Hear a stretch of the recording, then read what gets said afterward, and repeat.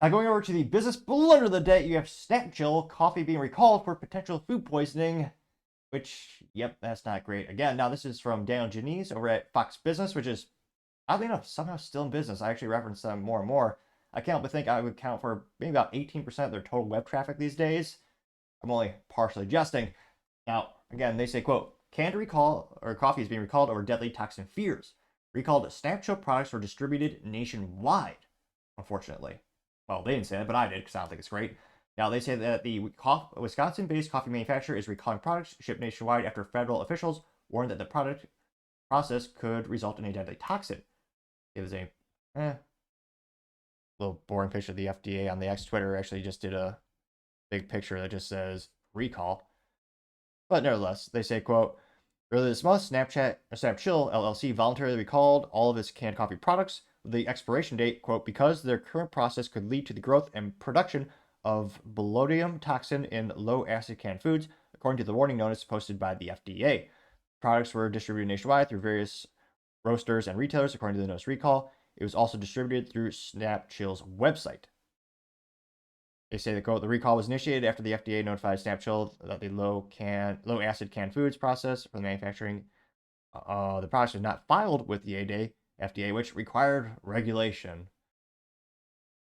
Now they note that botulism is potentially a fatal form of food poisoning, according to the FDA notice. Affecting individuals may experience symptoms including general weakness, dizziness, double vision, and trouble speaking or swallowing.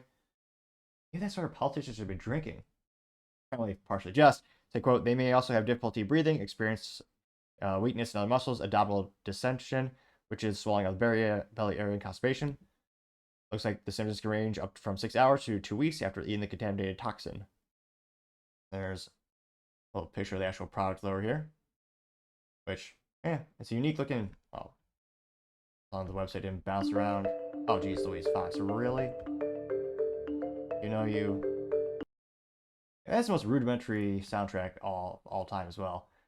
Even though I muted it, it still unmuted itself because it wanted us to hear that little xylophone playing. Nevertheless, there's a little picture of the this one looks like to be called the Little Wolf Snapchill Coffee. Looks like interesting in terms of the labeling. It's a plain metal can with a wrapper around the middle. You actually see the bare aluminum, or as the foreigner, the Brits might say, aluminium, which actually does sound a little bit fancier than how we might say it over here. Though obviously they're wrong, of course. They note that the products are sold under a range of roaster brands and names, coming in a variety of metal cans, sizing from 7 ounces to 12 ounces. They note that the products can be identified by the produced and distributed by Snapchill LLC written underneath the nutrition facts panel, which that's not great because, again, it sounds like they're a kind of a white label manufacturer. So you could have many brands on the can, but unless you look at the little fine print that says, it actually says produced and distributed by Snapchill LLC, you might not know it. So it'll be interesting to see. And actually, in terms of business blunder, I don't think it hurt their sales too much from a consumer perspective because a lot of people don't know the actual specific brand name because it sounds like they're more of a white label or an OEM type of business.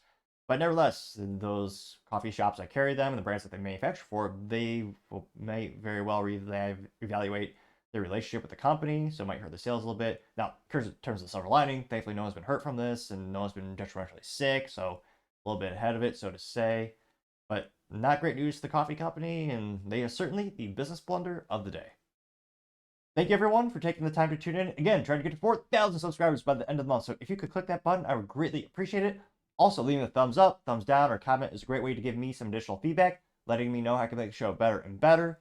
Lastly, don't forget to take the time to tell your family, tell your friends, tell your co-workers, heck, tell your enemies, tell anyone and everyone. Just stay safe, fight the good fight.